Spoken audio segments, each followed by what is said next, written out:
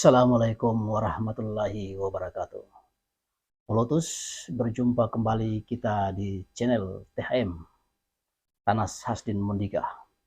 Kali ini kita membicarakan sebuah topik yang cukup menarik, yaitu seputar Partai Anak Muda.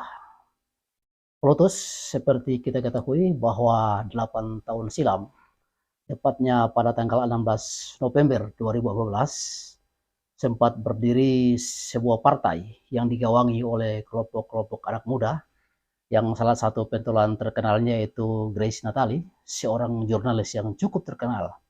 Kemudian diikuti oleh Samara Amani, anak seorang politisi, anak seorang diplomat yang cukup terkenal di Republik ini.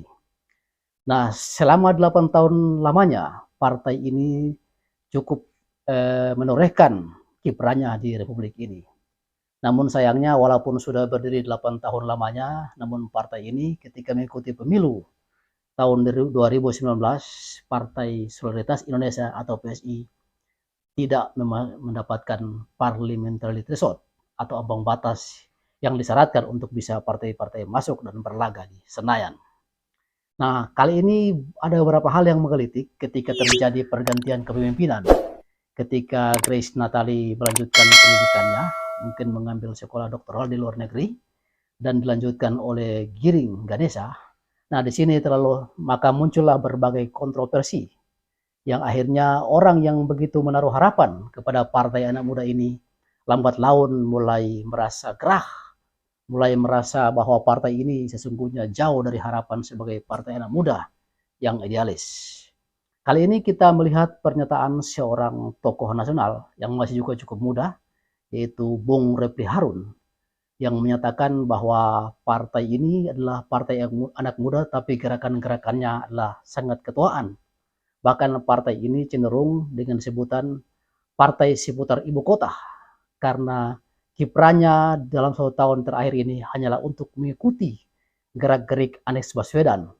Bahkan pentolan-pentolannya bersatu dalam sebuah kanal YouTube, bagaimana untuk menjatuhkan Anies Baswedan, bagaimana agar Anies Baswedan tidak menjadi capres di 2024 nanti. Menarik untuk diperbincangkan bahwa PSI yang harusnya menjadi tempat berkumpulnya anak-anak muda yang idealis, yang membangun harapan masa depan terhadap masyarakat Indonesia, yang membangun bagaimana pergerakan-pergerakan pemuda seperti 1928 itu bisa menjelma dalam tubuh PSI, namun itu ternyata tidak terlaksana, namun ternyata itu tidak terwujud dalam tubuh PSI. PSI cenderung bergabung atau menjadi underbow penguasa. PSI cenderung mengikuti ketiak Pak Jokowi kemana-mana untuk bagaimana menghabisi calon-calon yang dianggap berseberangan dengan pemerintah. Nah, ini yang menjadi keprihatinan dan menjadi tanggapan dari berbagai pihak, termasuk salah satu tokoh nasional yang hari ini banyak bergerak dalam bidang YouTube, yaitu Bung Refli Harun, yang mulai menyayangkan gerakan PSI yang harusnya sebagai partai anak muda yang idealis, yang kali ini cuma banyak berkutat di seputar ibu kota, kemudian bagaimana mengikuti gerak-gerak Anies dan bagaimana menghadang gerakan-gerakan Anies agar tidak muncul ke permukaan dan menjadi capres yang dianggap sebagai capres alternatif tahun 2024 nanti. Pelutus dimanapun berada, cukup menarik, harusnya banyak masyarakat masih menginginkan partai ini tampil elegan, partai ini tampil idealis sehingga bisa menjadi harapan masyarakat Indonesia, harapan rakyat kecil, harapan orang-orang yang tertindas. Namun sayangnya partai ini kelihatan berjalan tanpa arah. Partai ini yang harusnya membuat anak-anak muda bisa berkumpul dengan bagaimana pikiran-pikiran berliannya untuk membawa kemajuan bagi bangsa ini, ternyata partai ini seolah-olah menjadi underbow sebuah penguasa untuk menghabisi lawan-lawan tertentu. Ini sangat disayangkan. Karena itu Refli Harun dalam tayangannya tentang bagaimana partai ini semakin banyaknya kader-kader yang mengundurkan diri. Beberapa waktu yang lalu, beberapa bulan lalu, yaitu Samara Amani mengundurkan diri dari PSI. Kemudian ini yaitu Michael juga mengundurkan diri dari partai ini.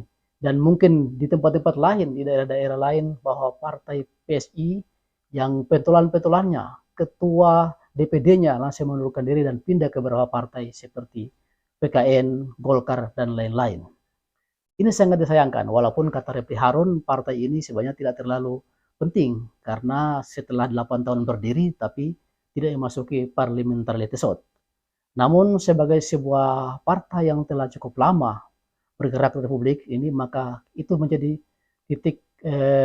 titik tumpu, menjadi keprihatinan kita bersama mengapa partai ini tidak dibangun sesuai dengan harapan-harapan yang sejak awal. Harapan-harapan anak muda bahwa partai ini bisa mengusung gerakan-gerakan muda yang pernah terjadi pada tahun 1998 dan bisa mengantarkan Indonesia pada gerbang kemerdekaan. Namun ternyata hari ini ketika PSI digawangi oleh kelompok-kelompok muda yang dikuasai oleh Giring Ganesa semakin jauh dari harapan. Bahkan PSI cenderung seakan-akan hanya mencari muka di mana-mana. PSI hanya menjadi underbow penguasa untuk bagaimana menghabisi lawan-lawan tertentu. Sehingga ke depan partai anak muda ini sudah tidak menjadi rumah bersama, rumah tempat berkumpul anak-anak muda. Lotus memang kita ketahui bahwa kemampuan negeri ini memanage sebuah kelompok-kelompok muda yang ketika tarik dari tahun 1928 sampai hari ini, misalnya kita lihat KNPI, itu memang negeri ini tidak punya rekam jejak sejarah yang bagus, yang baik. Sehingga kelompok-kelompok muda itu walaupun namanya pemuda kadang-kadang sudah berusia lanjut. Misalnya kita lihat beberapa nama organisasi pemuda yang mengatakan pemuda, pengurus-pengurusnya atau pentolan-pentolannya sudah berusia di atas 40 dan bahkan ketua umumnya sudah mencapai usia 70. Dan ini sangat tidak bagus untuk gerakan kepemudaan Indonesia. Seperti halnya ketika kita melihat negeri tetangga, misalnya ada Belia Islam Malaysia, kemudian Majelis Muda Malaysia, kemudian di Brunei dan lain-lain, kelompok-kelompok muda terorganisir itu cukup bagus gerakannya. Nah, di Indonesia kali ini kita gagap. Kita mungkin dianggap gagal atau kurang baik memanage gerakan-gerakan kelompok muda.